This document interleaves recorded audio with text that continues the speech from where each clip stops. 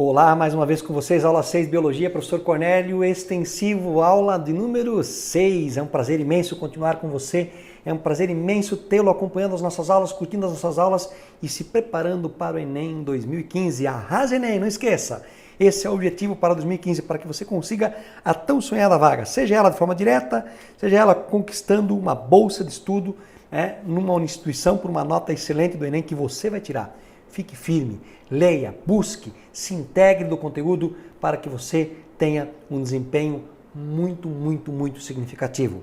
E claro, você estando conosco, nós ficamos felizes. E, claro, tentando trabalhar com vocês aspectos dessa disciplina maravilhosa que é a biologia. Biologia que, obviamente, é uma das disciplinas que integra a ciência da natureza, que acompanha também a física e, obviamente, a química. E claro, vai chegar aquele momento tão esperado onde o professor de Química, Paulo, o professor Dalton, o professor de Física, o professor Elton e o professor Cornélio, o professor Geraldo estarão juntos na ciência da natureza. Juntos para, obviamente, trabalhar aspectos bastante comuns que integram as áreas. Costumo dizer para os meus alunos que o eixo temático energia, o eixo temático meio ambiente e o eixo temático saúde são os eixos mais contemplados dentro das 30 habilidades, das 8 competências do Enem, da matriz do Enem, da ciência da natureza. E claro, teremos momentos muito especiais onde vamos estar integrando conhecimentos de biologia com sociologia, com história, com geografia,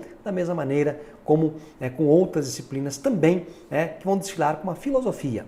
Hoje vamos continuar com vocês falando um pouco de fisiologia. Então, arrasem no Enem comigo, fisiologia digestória. Vamos lá trabalhar mais um pouquinho com vocês. Nós vamos falar de aspectos bastante relevantes hoje, relacionados, a aspectos de fisiologia. E claro, a fisiologia que nós vamos iniciar é a fisiologia maravilhosa do tubo digestório. Hoje nós não falamos mais em sistema digestivo, mas digestório. E vamos falar com vocês sobre aspectos bastante relevantes de digestão. Nessa aula 6 destacamos aqui, primeiro conceito importante. Você observa que cesta linda de frutos, né? Temos fruto, temos botânico. Temos fruta não botânico. Fruta é aquilo que tem sabor. Fruto é aquilo que resulta do desenvolvimento de um ovário, de uma flor. Nutrição. O que é nutrição? Claro que talvez você já ouviu falar que o indivíduo ele se encontra desnutrido, subnutrido, ele precisa de nutrientes, etc. Claro, tem muitas coisas que tem a ver aí, nutrientes, subnutrido, desnutrido e etc. O que vem a ser nutrição? Então olhe lá com carinho a definição que nós colocamos para você. Nutrição é um conjunto de processos que englobam, olhem só, englobam o quê? A obtenção, a quebra, a absorção e a produção de energia. Então a nutrição ela engloba a obtenção, a quebra, a absorção e a produção. Então vários aspectos a nutrição. E nós vamos discutir alguns desses aspectos com vocês. Tá? Aqui nós temos a famosa pirâmide alimentar, que já foi contemplada de forma indireta no Enem. Os nutrientes que compõem uma pirâmide, eles podem ser de 3 categorias básicas. Nós vamos ter nutrientes de função plástica. Um exemplo clássico, as proteínas. Temos nutrientes de função energética. Por exemplo, os carboidratos, os açúcares, ou glícides ou glicídios, ou hidratos de carbono. E, como exemplo, claro, vamos ter os açúcares e os lipídios, as gorduras. E função reguladora, como as vitaminas. Numa pirâmide alimentar, você observa que a base dessa pirâmide ela é formada por quem? Sementes, grãos e outros cereais. Ou seja, na base dessa pirâmide, nós temos elementos energéticos. Depois vamos ter aqui, seguindo um pouquinho, os vegetais. Vamos ter aqui frutas, entre aspas, os frutos, vegetais de um modo geral. Tá? Nesses vegetais vamos encontrar carboidratos, proteínas, vitaminas, que costumam ser bastante completos, ok? Em seguida vamos ter uma fonte bastante grande de proteínas. Olhem só, o leite, você vai ter aqui carnes, uma grande fonte de elementos plásticos. Por exemplo, proteínas são usadas para formar as nossas membranas plasmáticas, que são lipoproteicas. Mas proteínas também formam anticorpos, que atuam na defesa, formam enzimas que catalisam processos e assim por diante. E no ápice, na ponta, nós vamos ter o quê? Gorduras, óleos e doces. Tá? Então nós vamos ter aqui elementos também bastante energéticos. Tá?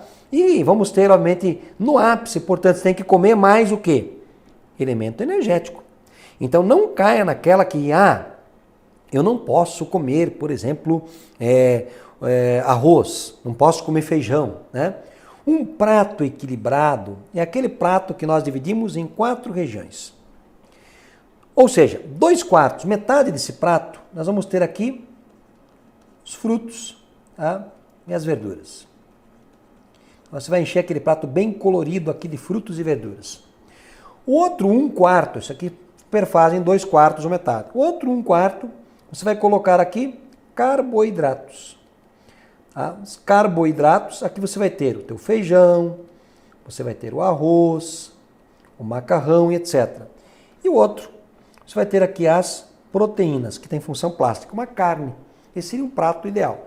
Claro, não vai exagerar, pegar um prato também seja uma forma, gigantesco. Ou fazer um prato que é uma montanha. É um prato normal, raso ali, bem dividido. Ok? Agora, quanto ao tubo digestório, o tubo digestório ele tem 2 tipos de tubo digestório na escala evolutiva dos animais. Né? O tubo digestório pode ser incompleto, pode ser completo. O que é um tubo digestório incompleto? O tubo digestório incompleto é aquele que só tem boca, não tem ânus. Então o animal, ele ingere e ele vai jogar para fora tudo pelo mesmo buraco. Isso é típico de quem? Cnidários e plateumintes. Uma planária que é um plateuminte, ela tem um tubo digestório incompleto. Cnidários, por exemplo, a água-viva, uma hidra, o tubo digestório incompleto, só tem boca. Tá? E, obviamente, isso limita um pouco o tamanho do animal, porque ele tem que, entre aspas, comer e depois evacuar. Ele só tem boca, isso é incompleto. O tubo digestório completo surge a partir dos nemátoda. Nemátoda, molusca, anélida, artrópodo, equinoderme, cordado, tem tubo digestório completo. Ok? Então vamos lá. Tubo completo quando tem boca e ânus, ou boca e cloaca. Às vezes tem cloaca, que é o famoso 3 em 1. Tubo digestório, tubo reprodutor, tubo excretor, tudo no mesmo buraco. Aqui colocamos uma vaca, demonstrando isso. Seguindo. Digestão. A digestão ela pode ser também intracelular ou extracelular. O que é uma digestão intracelular? A digestão intracelular é quando ela ocorre exclusivamente dentro da célula. Só acontece num grupo exclusivamente, poríferos. E claro, se você pensar em outros organismos que não são animais, como os protozoários, eles também realizam digestão do tipo intracelular. Tá? Só dentro de células. Com anócitos começa a digestão, amebócitos terminam a digestão. Digestão extracelular é aquela que ocorre no interior de um tubo. Ela começa nos cnidários. Cnidário é um grupo que tem digestão extra e intra. Porífero só intra. E ela vai ser evidenciada em todos os demais grupos. Plateumintes, nemátoda e assim por diante até os cordados. Então extracelular é aquela que ocorre no tubo digestório. E ainda eu colocaria aqui para vocês um aspecto interessante que às vezes a digestão ela é extracorporal. Um exemplo clássico, uma aranha. Os aracnídeos não têm aparelho mastigador. Então a aranha ela vai paralisar a presa com o seu veneno, ela joga as enzimas digestórias para fora do corpo, dentro do corpo da presa, pré-digere o alimento, daí ela suga aquilo e termina a digestão. Então a digestão dela é extracorporal e extracelular. A estrela do mar, ela coloca o estômago dela para fora, dentro de uma ostra, e depois pré-digere e puxa o estômago de volta. Digestão extracelular e extracorporal. Ok? Então são casos à parte que complementam esse processo de digestão. Seguindo. O que é digestão? A digestão tem por objetivo a quebra de uma macromolécula, de uma molécula grande, em micromoléculas, passíveis de serem absorvidas e utilizadas. Se não consegue quebrar, aquilo que não consegue quebrar, sai com as fezes. Que tipo de moléculas são quebradas? Proteínas, lipídios, vamos ter carboidratos, que são quebrados em partículas menores, que possam ser absorvidas e utilizadas. Beleza? Isso é digestão. E esse processo todo, ele ocorre por hidrólise, ou seja, quebra através da molécula de água. Tá? No entanto, o que vai acontecer? Para acelerar o processo de hidrólise, usa-se os catalisadores biológicos, as enzimas. Só lembrando que uma enzima, para funcionar bem, ela depende de um pH adequado e depende de uma temperatura adequada e de uma concentração adequada em relação ao substrato. pH, temperatura e concentração. Então nós vamos ter aqui digestão, quebra de macro e micromoléculas através da hidrólise acelerada por catalisadores, que são as enzimas. A digestão ela pode ser mecânica ou ela pode ser física. A digestão mecânica, o que é um processo mecânico? Onde o indivíduo, por exemplo, eu estou me movimentando aqui. Isso aqui é um fenômeno físico-mecânico. Porque isso não altera a minha estrutura íntima da matéria e nem do assoalho, do chão que eu estou aqui. E pode ser repetido, posso me mexer novamente. O que é um processo químico? Aí eu vou colocar fogo num pedaço de papel. Transformou a molécula de uma em outra. Liberou fumaça, calor, luz. Eu posso pegar essa fumaça, calor e luz e fazer novamente uma folha de papel? É impossível. Portanto, esse é um fenômeno químico. Químico altera a estrutura íntima da matéria. Traduzindo, quando tem enzima no processo digestório, ele é químico. Então, por exemplo, na boca a insalivação é químico. No estômago a quimificação é químico. E no duodeno a quilificação, isso é químico. A transformação de uma molécula em outra. Físico. Mastigação na boca. Deglutição entre faringe e esôfago. Movimentos peristálticos do esôfago até o intestino. E a contração biliar para secretar a bile. Isso é físico ou mecânico. Seguindo, gente, conosco na tela. Se você observar, aqui nós temos o tubo digestório. Vamos ver as diferentes partes. Ó. Obviamente o alimento entra pela boca. Na boca teremos dentes, glândulas salivares e obviamente a língua. Dentes de leite, 20. Dentes definitivos, 32. Nós somos heterodontes e difiodontes. Temos dentes modificados em forma e função. Temos lá dentes caninos para cortar. Incisivos para cortar. Caninos para rasgar.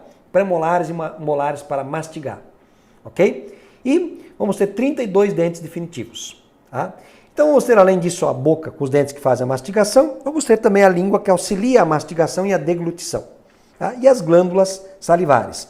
Tanto a parótida, que causa a paratodite ou cachumba quando infectada por vírus, tá? As sublinguais e as submandibulares, ou maxilares, mandibulares, né? São as glândulas que nós temos na boca, que vão produzir saliva. Depois temos a faringe, que é um órgão comum ao trato respiratório e ao trato digestório. Temos em seguida o esôfago, é nele que se iniciam os movimentos peristálticos ligando a faringe ao estômago. Vamos ter aqui o estômago, em formato de J. Vamos ter aqui a glândula, a maior glândula do corpo, que é o fígado, que é uma glândula anexa ao trato digestório. Vamos ter aqui o intestino grosso, que é dividido em cólon, seco e reto, e o intestino delgado, que é dividido em duodeno, jejum e íleo. E no final, aqui no intestino grosso, o reto e aqui o ânus. Nós vamos ver agora cada uma dessas partes com vocês. Então acompanhe. A boca, como falei, é nela que ocorre a entrada do alimento. Temos os dentes, que vão estar ligados à mastigação e a língua auxilia isso. Tá? Não é que a língua mastiga, mas ela movimenta o alimento. Temos a língua, que tem outras funções também, como, por exemplo, ligado à fala, ligado ao paladar. E temos as glândulas salivares que liberam a saliva. E o que tem nessa saliva? Claro, vai ter água, mas tem uma enzima muito importante, que é a chamada amilase salivar, antigamente chamada de ptialina. Essa enzima tão importante, ela trabalha num pH por volta de mais ou menos 7, portanto um pH neutro. Tá? E claro, a temperatura, uma temperatura corporal, por volta aí de 37 graus Celsius. Ela tem a sua velocidade ótima. E o que essa amilase salivar faz? Olhem só, aqui nós temos um gráfico, onde nós temos a atividade enzimática e aqui o pH. O processo chamado insalivação, que é a atuação da amilase salivar sobre o amido, vai estimular a quebra do amido em maltose. O amido é uma molécula, um polissacarídeo com 4.000 glicoses. Muito grande e não pode ser absorvida. A amilase salivar, ela vai atuar aqui acelerando essa hidrólise. Então aqui vai atuar a amilase salivar. Ela vai atuar sobre o amido, estimulando a quebra do amido em maltose. Maltose é um disacarídeo, só tem 2 glicoses, mas ainda é muito grande para ser absorvida. Portanto, aquilo que foi quebrado na boca, que é um processo químico, ainda não foi absorvido, porque a maltose é muito grande. E ó, o pH, ó, este gráfico refere-se à boca. pH 7, por volta de 7, é o pH que essa enzima tem atividade ótima, máxima, ok? O bolo é engolido, faringe e esôfago, né? Então aqui, nesse local aqui, o alimento é deglutido e vai acontecer aqui o processo de deglutição. Interessante, quando você engole, dê uma olhada aqui, ó. Se você pegar na tua glote, você engolir, aqui nós temos a glote e sobre ela a epiglote. Se você segurar aqui na glote e engolir, ó, o pomo de Adão, vai acontecer o quê? Eu vou engolir. Ele subiu, não subiu? Ó, engoli, ele subiu. Acontece o seguinte, o alimento está por aqui, então aqui nós temos a glote e aqui a epiglote. Ao lado, imagine que eu tenho o esôfago, aqui é o trato respiratório. A glote ligada ao trato respiratório, quando nós engolimos, ela sobe, encosta na epiglote e fechou o trato respiratório. O alimento é jogado para o trato digestório. Prova que se o indivíduo se engasgou, você tem que fazer a famosa manobra de Heimlich. Você vai fazer o quê? Você vai pegar a mão fechada, colocar aqui no que a gente chama boca de estômago, pegar a outra mão, o indivíduo por trás e pressiona o diafragma. Com isso, você vai ter uma pressão aqui que faz diminuir a área e aumentar a pressão, fazendo o objeto que está no trato respiratório sair. Tem que utilizar essa técnica de manobra de Heimlich para o indivíduo que está engasgado. A faringe é comum ao trato respiratório e digestório. Agora o esôfago é só do digestório, assim como a traqueia que vem em seguida é só do trato respiratório, ok? Deglutição, processo mecânico. E aí o alimento caiu no esôfago, que inicia os movimentos peristálticos. Também um processo mecânico, ó. Aqui o esôfago. Só um destaque para vocês, aqui tem o estômago, tá? E você observa aqui uma coisa que se chama de hérnia de hiato. Você observa aqui o diafragma, tá? E essa válvula que existe entre estômago e esôfago, tá? Aqui nós vamos ter uma válvulazinha que é chamada válvula cárdia. Aqui é a válvula cárdia. E no final do estômago é a tal da válvula piloro ou piloro, tá? O que pode acontecer? Você observa que um pedaço do estômago atravessou esse buraco de nome hiato e subiu para o tórax. Isso é a hérnia de hiato. A causa da hérnia de hiato principal é o famoso refluxo gastroesofágico. Pode gerar o refluxo, que tem que averiguar qual é a forma melhor de tratamento. Tá? O estômago. Observa que o estômago, então a parte superior que a gente chama de fundo do estômago, o fundo fica em cima, ok? Vamos ter o corpo do estômago, a maior porção. O estômago vai homogeneizar esse bolo alimentar, tá? E aqui é a válvula piloro, aqui é a válvula cárdia, que passa o diafragma. Tá? No estômago acontece um segundo processo chamado quimificação. É no estômago que vai atuar uma enzima chamada pepsina. Na verdade, a pepsina, quando ela é liberada na forma inativa, chamada pepsinogênio. Só que no estômago existe o HCl. O HCl, reagindo com o pepsinogênio, converte o pepsinogênio em pepsina. O que a pepsina faz? Ela acelera a quebra de proteínas em proteínas menores, os peptídeos. Tá? Proteínas menores. Tá? Então vai acelerar a quebra de proteínas em proteínas menores, tá? Os peptídeos, e eventualmente já sai algum aminoácido. Ok? Então vamos ver aqui um pequeno esquema. Tá? Então a HCl reagiu com o pepsinogênio, formou a pepsina. Qual o pH do estômago? Por causa do HCl, o pH varia de 0,9 a 2. Você me questionar, mas Cornélio, tão ácido, não ia destruir o próprio estômago? O estômago tem uma camada de muco aqui que protege contra essa acidez. Quando essa camada de muco é destruída e começa a irritar o estômago, existe um fenômeno inflamatório chamado gastrite, que muitas vezes tem um cunho bacteriano.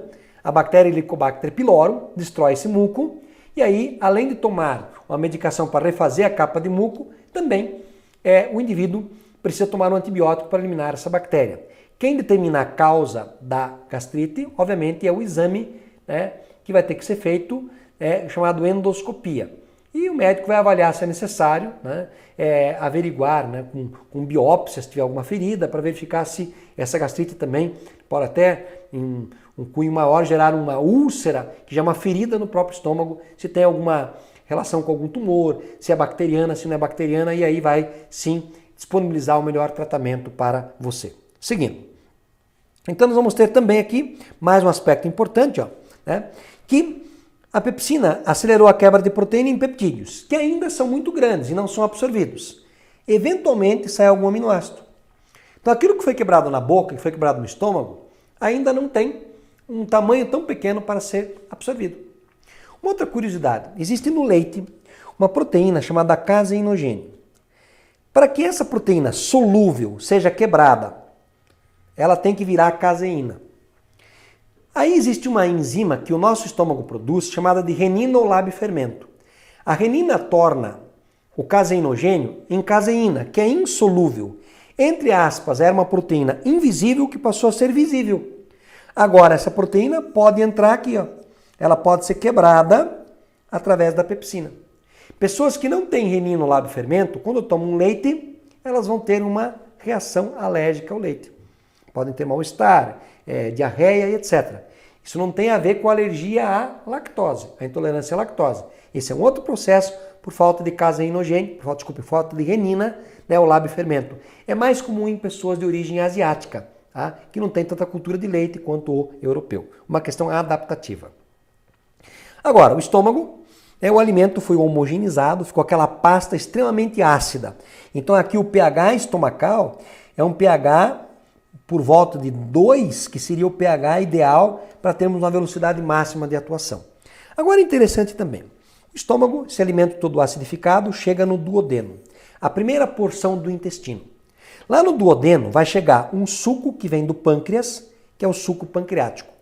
Mas também vai chegar o suco que vem do fígado, que é a bile. E vai ter um terceiro suco que é produzido pelo próprio duodeno, chamado suco entérico. Ok? Então olha aqui, ó.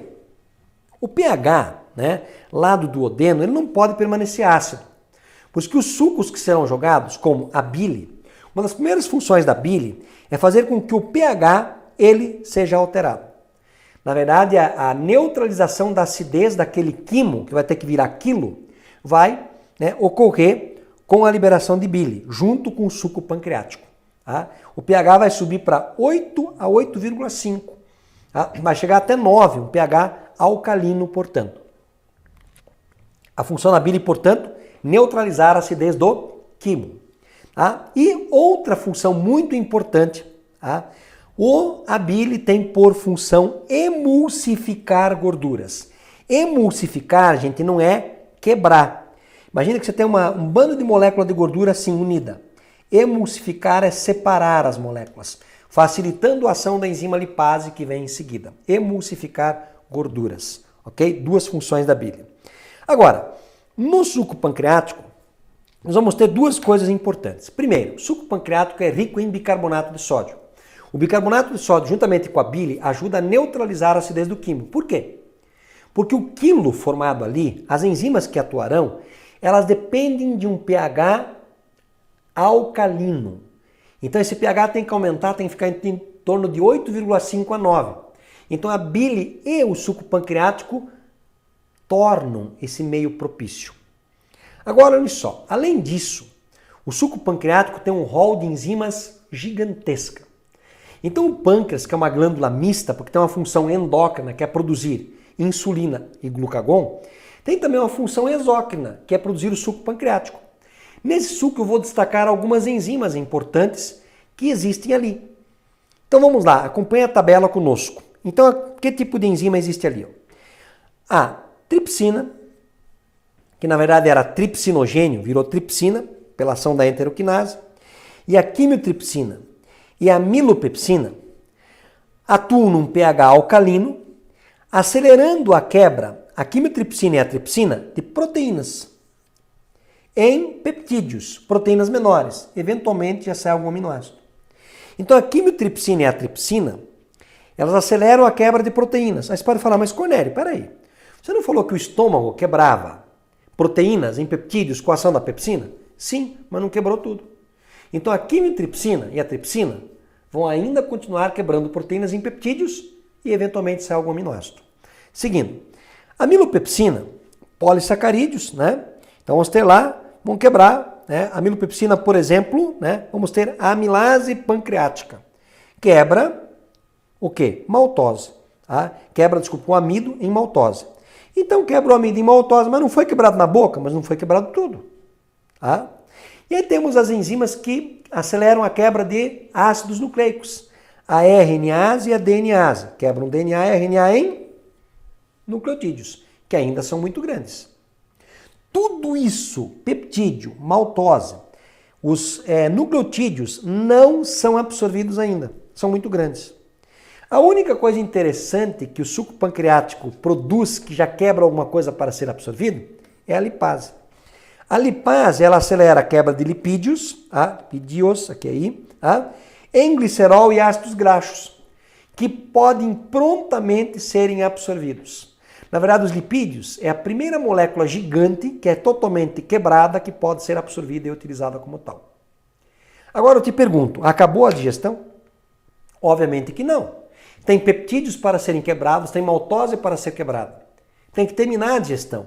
Aí entra o suco entérico, que termina a digestão.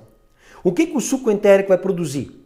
Enzimas, são liberadas num pH em torno de 7 e vão atuar num pH em torno de 8,5 a 9. Essas enzimas terminam de quebrar aquilo que ainda era muito grande. Então olha aqui, ó, acompanhe na tela. Tá?